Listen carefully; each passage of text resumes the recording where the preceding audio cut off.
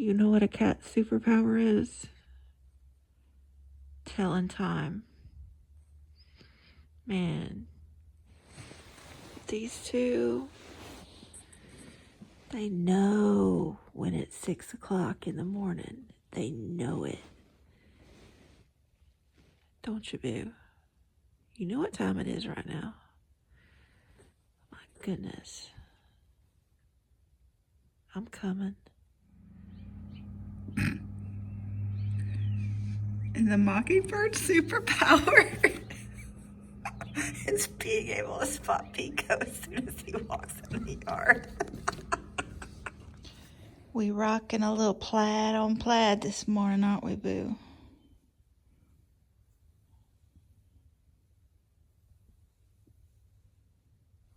Okay, so the first question is, what is your reading rush TBR? And here it is. I won't talk about each one individually. I'll just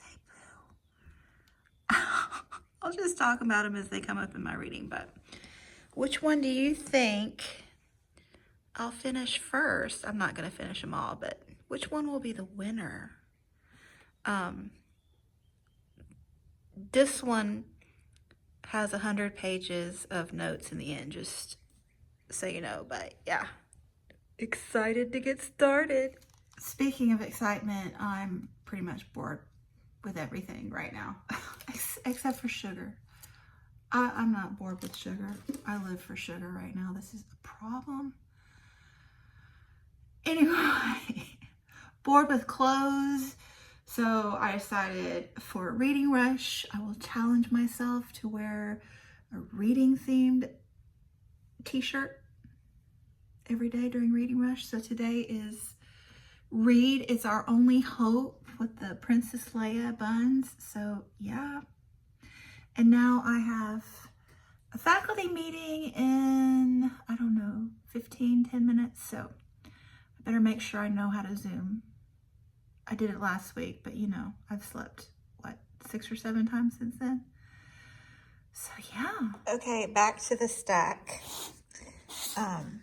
Ew. I did read a chapter of this morning before talking to you, and it's really so interesting. It's more than just nature and the environment, which would be more than enough, but it's a politics too. Humboldt was very much anti-colonialist, so he, you know, in the first part, he went on this 5-year trip to South America and has been ranting about the Spanish colonialists ever since. Go, Alexander. That is awesome. But now in this section, he's trying to plan a trip to India with the, you know, that tea company. They won't give him permission to go because he's such an anti-colonialist, and they don't want him going and ranting about, you know, what they're doing over there, which, you know, I just loved it. I love reading that. So let me prioritize my reads for the day. This is audiobook, so that's just whenever it works. So these are buddy reads. So I want to read in those today.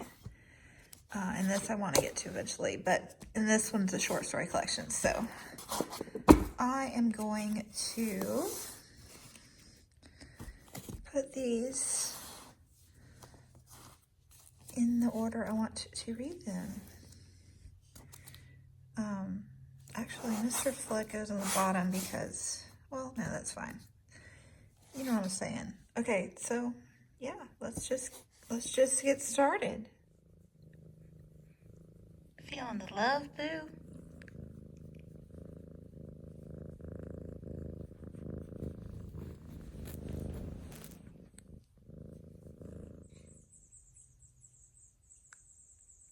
They're getting so big. Oh my goodness. 1, 2, 3, 4, 5. I'm hungry, Mama.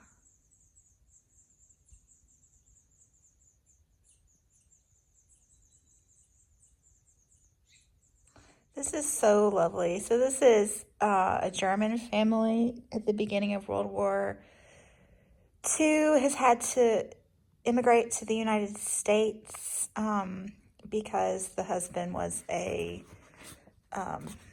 writer who, wrote anti-Nazi materials. So yeah, and they've moved to this farm. They're, I guess, more wealthy city dwellers, and now they're living in this farm in Vermont, I believe. But anyway, this is just lovely. This is my kind of place here. That was the house in which I was to live now, and around the house were the meadows, and around the meadows the woods with their uncut underbrush. There was the pond out of which dead trees stretched their arms like drowning people. A brook flowed steeply down into a wood in which raccoons climbed up the trees. Snuffling porcupines scraped and slid through the bushes. There were sometimes lynxes that crouched with glowing eyes on the rocks and screamed shrilly. There wildcats spat, there wild rabbits ran, there skunks shuffled and stamped, there a bear sat in the bushes and ate raspberries. In the autumn, cranes flew over the woods to the pond. In the summertime, hummingbirds whirred in front of the windows. Unfamiliar bird songs came from trees, and in the sheds, giant spiders with mighty bodies sat in their webs. At night, the moon stood like a half-lowered sickle over the landscape with its strange animals. There were mountains wooded with firs, spruce, pine, beech, birch, elm, and maple trees. In the woods there were weasels, martens, and foxes. It was a landscape which resembled the one at home, even in details, and yet it was totally unfamiliar and foreign. It was as if we had come into an enchanted, bewitched wood, in which every shape had been transformed, over which even the moon hung in a different corner. Oh, so good. Oh my goodness, this is a brilliant piece of writing. So she goes from that idealistic sequence out in the woods to the bombing of Pearl Harbor and how unsettling it was for them. And look at this sentence as they're waiting for the declaration of war against Germany. We sat imprisoned in a cold, damp cave of a mountain and heard time drip. Oh, wow, that is beautiful writing. That mockingbird just chased Pico off a tree. I am dying.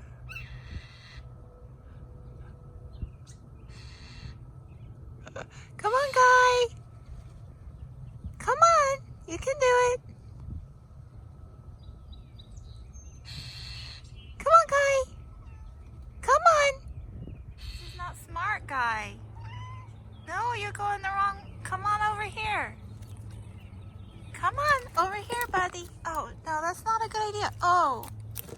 Oh. Oh. Oh. Wow. Are you okay? Let me give you some advice, buddy.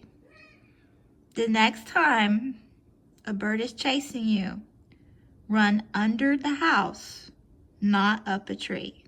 Okay? Hey, Eduardo, it was so good to see you. I am staying at home, but I'm going outside to mow my yard. Gotta cut the grass.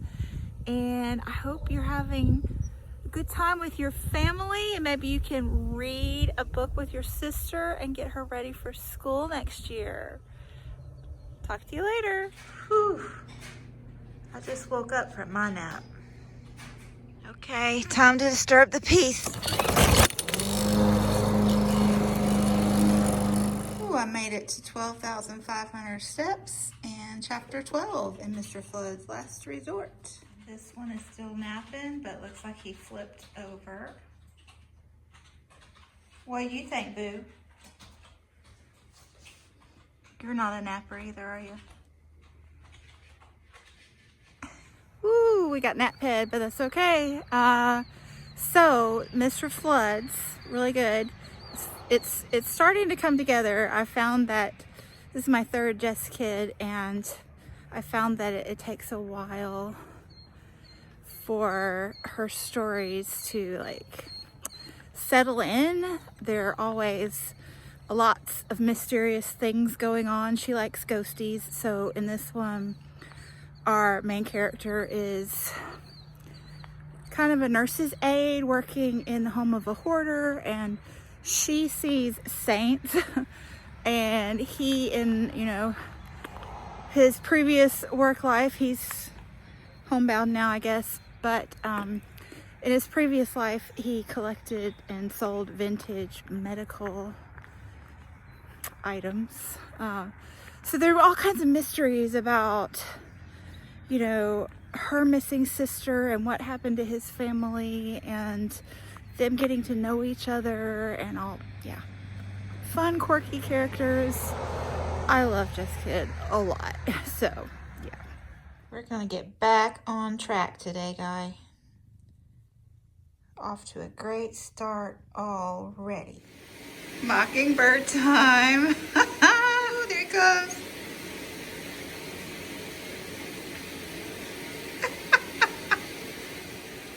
Oh my goodness.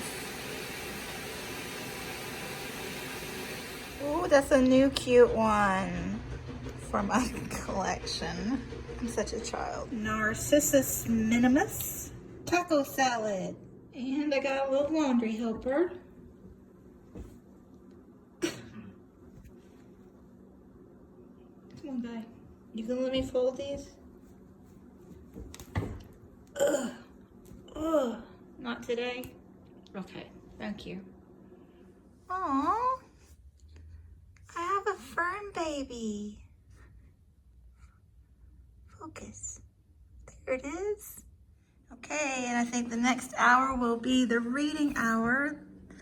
I made it in those yesterday, so just continue my journey through the stacks. Whew, we're having a blustery day.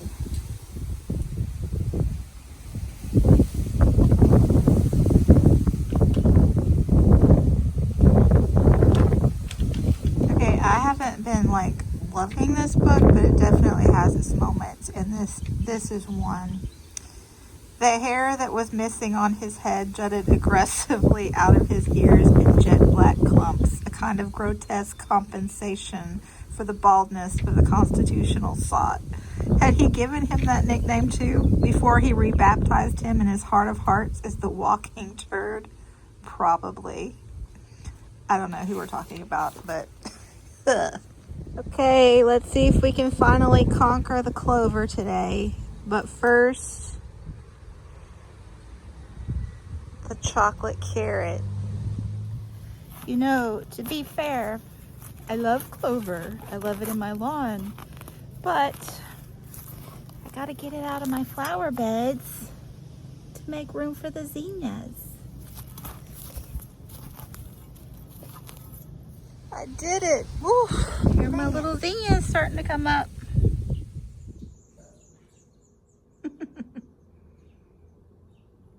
They're practicing.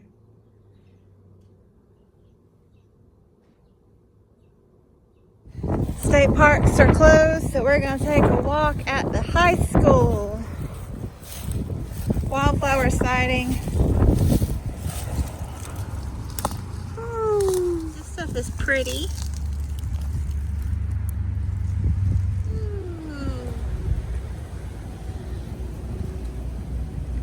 My first hummingbird moth of the season. That made my day. Look at that, baby. That's a moth? Yeah.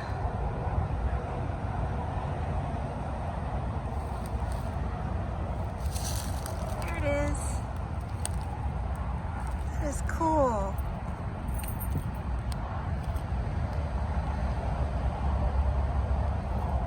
Wow. Close. Look at it go.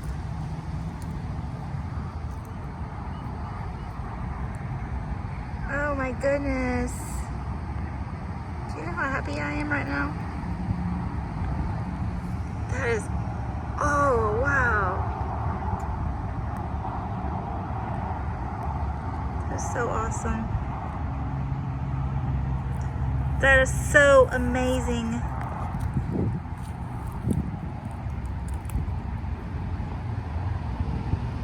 The daisies. Come on now, babe. That's beautiful.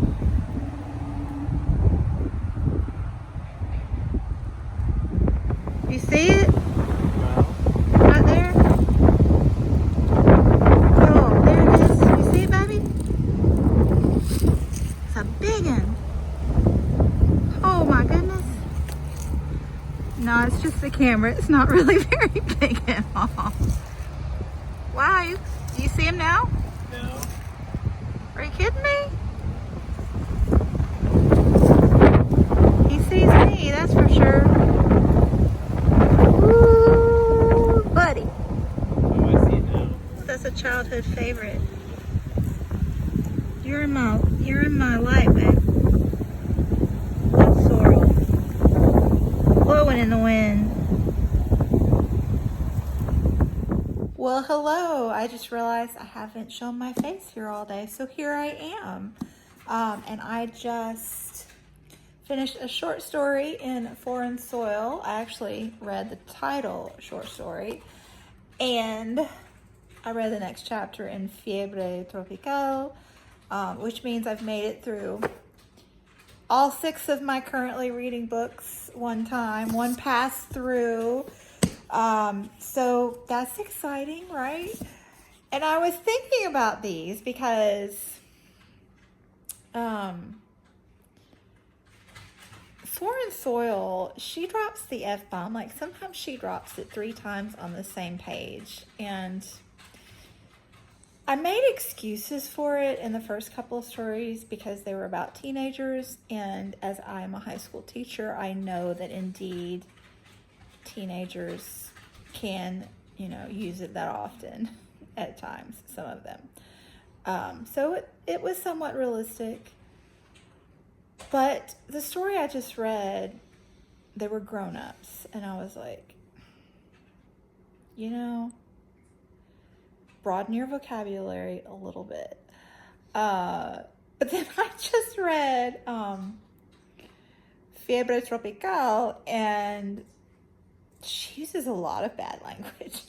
But her bad language makes me giggle. I don't know if it's because part of it is that she uses it so creatively. Like, she is really linguistically creative, and I adore it. So yeah, there's that. And maybe part of it is that she doesn't use the F-bomb as much, but I don't know. Anyway, I'm gonna sign off on this